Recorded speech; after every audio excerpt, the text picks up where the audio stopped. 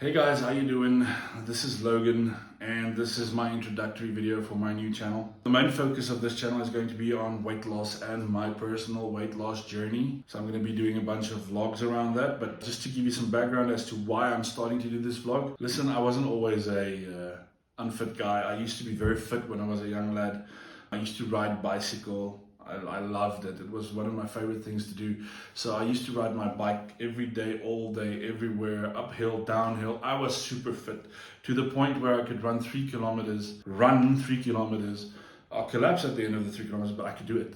And right now, I doubt I could run 100 meters. I think I'll collapse. It's kind of sad. But anyway, I used to also ride my bicycle to school, which is around 6 kilometers away from my home. So I used to be very fit. My average weight during my high school years was around 80 kilograms, which translates to roughly around 176 pounds. And here's the thing, ironically, my uncle used to ask me when I would be gaining a little weight. Little did he know. Well, then I left school and got married and I had a son, all the usual stuff. And over the course of the last 17 years, I've gained a crap ton of weight to the point where I now weigh 163 kilograms, or 164, kilograms, which translates to 361 pounds. And it's not something that I want to admit to myself. And I'm laughing here, but it doesn't feel good. There was a period in that time where I did some bodybuilding and I actually looked okay back in the day. Maybe I'll have a picture and I'll include it in the video here. But I quit doing that and I used to say, well, I just don't have the time. But if I'm honest about it, I think I just got lazy and I left it. Anyway, fast forward a couple of years and now I'm here. Biggest issue that I have is that I love junk food, and I always have since I was that small fit boy. I used to eat meat pies and chocolates and sweets and have chips and cold drink. And when I was in high school in like grade 8, I would go and buy 6 hamburgers during break time, and I'll have 6 hamburgers all to myself. So I've always had this problem. It's just that I used to be a lot more active and it didn't really surface until I got older. Obviously your metabolism is a lot faster when you're young as well. Then I got a job and I started buying the junk food more regularly for myself, and it's been a pattern ever since. It's like something that you can't really break out of until you realize it. Just to give you some insight into what I'm talking about here. I've had a bunch of jobs, but the first one that I had was I was a sign writer. And during this period, I didn't earn a lot of money, but I would still go to our local shop here and I would buy myself what they called a Vienna roll, which is basically a Vienna sausage encased in slop chips. In South Africa, we call it slop chips, but it's like mashed up slop chips. For those of you in America, imagine a French fry, but a little bit more soft. So it's basically like a hash brown surrounding a French fry. That's the closest I can explain it to you. So that's what I used to do every morning. Then I got a job at our local municipality, and over here they had a tuck shop where you could buy sweets on credit, which is something that I used to do. And it's obviously very dangerous because buying sweets on credit is a very easy thing to do. I bought a crap ton of stuff that just isn't good for you. I would have 2 candy bars a day, 3 candy bars a day, 2 packets of chips. I would go crazy. And then I also had my junk food, like I would buy a steak sandwich from our local diner for lunch, stuff like that. Then I got my first programming job, and this is where it escalated. Everywhere it escalates. Every time I get a new job, it escalated. But yeah, now I started having McDonald's fold-over meals for breakfast, which is a McDonald's fold-over, and obviously the French fries and some Coke Light or Coke Zero. Back then it was just Coke because, you know, I wasn't fat yet, so I didn't have diet soda like you do when you're fat. Anyway, then I got my second programming job. Over here, I used to buy myself a lot of Kentucky Fried Chicken. So that's KFC for those in America. But I started doing my bodybuilding during this job. And during my third job, I continued doing my bodybuilding. Then I had my fourth programming job. This is where things, I feel, got to a point where it just snowballed. In my fourth programming job, they gave you free sweets and chips, and it wasn't just like cheap sweets, it was proper sweets and proper chips, like Simba chips. In South Africa we have Simba chips. So I used to eat a lot of that, and then I also, still on top of this, bought a lot of KFC again in the mornings for breakfast. My fifth to sixth programming job is where I contracted and then eventually got appointed full-time. This is where things got really, really bad. I'm not saying this is where it snowballed, but this is where it got really, really bad. I used to get McDonald's McDonald's every morning. It used to be just a fold-over meal like I used to have in my first programming job, but then a fold-over meal became a fold-over meal and a jalapeno chicken burger, which is basically a small hamburger with chicken patty and some jalapeno mayo. Sometimes I'd have 2 patties, sometimes I'd have 3 patties on that burger. Eventually it turned into a fold-over and 2 of these burgers with 2 or 3 patties, and eventually it escalated to the point where it was a fold-over with a McFeast burger. Now, for those of you in South Africa, you know what a McFeast is. I don't know how guys overseas might, or whether they know about the McFeast, but it's a big burger. Most people in this country can't even finish that hamburger. I ate the McFeast and I ate a fold-over for breakfast every day. And then to top it all off, we also got free lunch at my current job. Luckily, the lockdown is preventing me from doing this, but it is still a thing. There's free lunch there. I mean, I guess I've always known something is wrong, but I just didn't want to admit it. Things would happen that would give you some signs, like you would drive to work and you say, I'm not going to buy myself takeaway today, because you feel guilty. And then you find yourself driving past McDonald's, basically just stop, go get something to eat. Or when I do that, some days I would be eating and I would be crying while I'm eating because I'm feeling so guilty because I let myself down, and I feel guilty because my wife doesn't know about this, nobody knows about this. So genuinely, I had an eating disorder, and I just didn't want to admit it. But anyway, because of that disorder, here I am right now. I am a 37-year-old male and I'm completely busted. I have sleep apnea to the point where, okay, well, first of all, let's explain what sleep apnea is. So sleep apnea is a condition where if you go to bed, your breathing pipe collapses and you can't get oxygen into your lungs because you are basically choking yourself. I also have gastroesophageal reflux disorder, but I've learned to manage that by not eating too late at night now, and it's been successful for quite a few weeks at this point. But anyway, because of the sleep apnea, sometimes my oxygen falls to 70% at night, my blood oxygen. This is not good for your brain. This is not good for your body. This is not good for your heart. It basically raises the risk of a heart attack. It raises the risk of death, obviously. It's not a fun place to be. And just to get back to the gastroesophageal reflux disorder, or the GERD, the GERD, the first time this happened to me, I thought I was going to die. I was panicking. I was stressed. Luckily, we live in the age of the internet, and I did a quick Google and I saw that I probably wasn't going to die, but it felt like I was. Because what happens is you regurgitate some food or stomach acid, and then it goes down the wrong pipe into your lungs, and you feel like you can't breathe. You're literally struggling and gasping for breath. I thought I was going to die, guys. Luckily, I was just uneducated.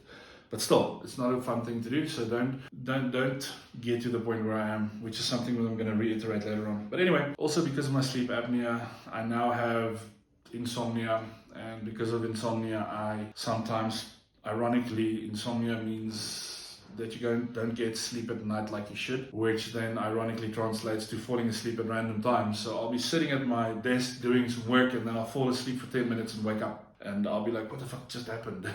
Sorry for the word, but that's true. That's what happens. It's like, what happened? I'll be playing a video game, fall asleep, wake up because the controller falls on the floor. Or I'll try and watch a movie, but I only get through the first 20 minutes because I just randomly fall asleep. You basically don't have a quality of life anymore. It's what I'm getting to. Something else that I have is my heartbeat is very racy. It used to be average 100, and it's back to that point, 100 beats per minute. It's not uncommon that I get to a point where I have 120 beats per minute. Can't really walk. So I started walking at the beginning of this year as a attempt to get some exercise in. I can walk around 3 kilometers and be okay. That's cool. I walk around 3 kilometers in 30 minutes. But the problem is that being overweight obviously has a lot of impact on your joints. And this is not an excuse. This is the truth. My knee hurts when I walk, but I pushed through it. I bought myself one of those knee supporters, knee guards, and I could walk. But now it's starting to affect my ankle, and I'm realizing that the more I do this, the more I'm going to break my joints. And I was actually warned against doing physical exercise by our medical aide, who came to my work and did an assessment on me, and they told me, you need to first lose weight before you start exercising now, because you're at that point where it's dangerous for you to just start doing exercise. But you're always more clever than a doctor, so I decided, I'm just going to try it, and I failed, which again, you feel bad about it afterwards. I'm at the point where I can't do anything physical without feeling short of breath within 10 seconds. It's really gotten to the point where I used to run or used to be able to run that 3 kilometers. I can't run, like I said, 100 meters now. It's bad. It's really bad. You're out of breath by just bending over and doing something simple. You get out of breath. The other problem I have is that my medical aid will not provide me with a continuous positive airflow pressure or a CPAP machine because it's not part of my benefits apparently, and this means that the sleep apnea is a thing and I'm continually losing oxygen at night, and this is going to have the effect that I might have a heart attack and I'm continuously damaging my brain. And I've started realizing that I am damaging my brain because I will forget things. I'll sit here and I'll think of something, and then 10 seconds later I'm racking my brain trying to figure out what I was thinking or what I wanted to do. And I mean, if you listen carefully, you'll also hear that my speech is a bit messed up. I keep making mistakes, and that's because of this condition. Here are a few things that I've tried, obviously, to get more healthy. I've tried dieting, I've tried walking, I've tried riding my exercise bike. I had some success, but I always fall back. I've realized that when you tend to fall back is when you reach a plateau, and I've reached that plateau quite a few times. When I started being honest with myself, when I had the epiphany around my eating disorder, was about a month and a half ago. My doctor prescribed me some Schedule 6 dieting assistance medication. Basically, this medication, when you take it, it takes away your appetite completely. Like, I would not be hungry. I would drink this pill in the morning, not be hungry, drink this pill at night, not be hungry the entire day. Never had an appetite, but I still ate. I still had breakfast, I still had lunch, I still had dinner. Because my mind told me that I needed to have this food. Because of the feedback loop that's in your mind. It's like a drug addiction. And you guys can go and watch. There are many videos on YouTube. Go Google food addiction. It's a real thing. And there's a reason for its existence. And it's because of the evolution of the brain. And it's just, go watch it. It's not a really complex thing, but it's a really interesting thing to realize. So I realized that I'm eating because it makes me feel good, and then it's a problem. I definitely have food addiction. Here's the funny thing as well, which is where this McDonald's, where I started eating a lot more, where that actually comes from. The more you do this thing that gratifies you or stimulates your brain to say that you are now happy, the less your brain starts feeling happy. And then you need to do more of this thing that makes you happy to get to the same point, which is why I started eating more and more and more, which is the same thing with drug addicts, which is why they eventually end up doing an overdose. You get a little high, it feels good. Eventually it starts feeling not as good. You need to take a little bit more to get to that same high. And then it just snowballs into the point where the inevitable happens. And it's the same for me. I am busy killing myself, and I know this. And I don't want to be that guy. I want to be around for my children and my grandchildren and my wife and my family. I want to be there. It's also a reason why you feel guilty, because you know that you are depriving them as well. Anyway, to get back on track. So after realizing I have food addiction, I started trying to do something about it. At first I considered seeing a clinical psychologist, which is still something that I want to do, but unfortunately, like I said, the medical aid that I have is, I don't know why I have a medical aid. I think it's just for hospitalization. But anyway, this is not a video about which medical aid is better or which isn't. But I realized that I have a problem. I was honest about it. And I was able to break through my plateau recently this weekend. So I'm now at 163.9 kilograms. I used to not be able to get under 164. Yay me. I suppose small victories, celebrate them. The only thing that I can tell you guys as a part of this introductory video is, please, if you are at the point where you are realizing you're on your way where I am, please now, do something now. Don't wait until you are where I am, because it sucks. You can do nothing. You are completely, it's like being disabled. You might as well just not exist. It's really sad, guys. And I'm getting emotional actually sitting here, because I want to do these things. I want to ride bike. I want to swim. I want to walk. I want to run, but I'm unable to do that because I put myself in this position, and it's not a fun place to be.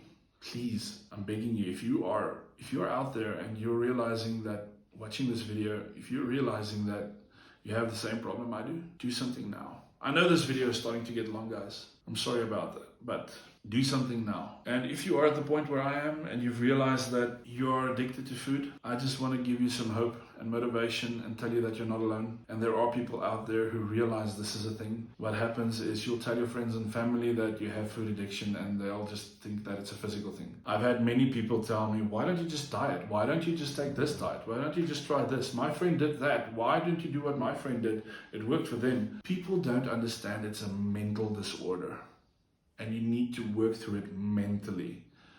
You can give me these papers and tell me that I have to follow this strict diet. I don't have the mental support or capability to do that. I'm going to fail every time. It's like being a drug addict. You have to go through a rehabilitation and it's not fun. It definitely isn't fun. Luckily, I have gained some support in this area. Some people understand to a degree at least. There are friends who still don't understand, but it's okay. I understand. Not everybody will understand because it's not something that you can see. They focus on what they can see. But yeah, guys, so this is the story of me trying to beat this food addiction and be a better, healthier person for my family, for myself, just in general for society. Please, if you want to follow along, hit that subscribe button, click the bell notification icon so that you get notified when I upload a new vlog. I'm going to try and do this every week, so the videos might be a bit long. Maybe I'll start doing it daily, but I'm not going to promise because it's a lot of work doing the editing. And like I said, I have limited time because I fall asleep all the time. It's ironic. Oh my goodness. And also, if you're out there and you're suffering the same thing, please remember to hit that like button because you're not alone. And if I also want to know that I'm not alone. So the more likes I get, the more I'll know that I'm not alone. Anyway, yeah, so if you want to follow along, I'm going to be giving you my experience. If I realize something works, I'll give you some advice. Not all advice is going to work equally for everybody, but if it works for me, you can try it. When I fail, I'm going to be honest about it, because that's also part of breaking through an addiction, is to be honest that you have a problem and when you fail. So I'll do that. And in general, yeah, I'm just uploading this so everybody out there who's suffering from the same problems can know that they're not alone. Yeah, remember to support these people. Please, if you're watching this video and you have a friend who has this problem, don't judge them. Just understand them, be there for them, and try and support them. That's the best thing that you can do. Anyway, guys, thank you for watching the video. I'll see you next time.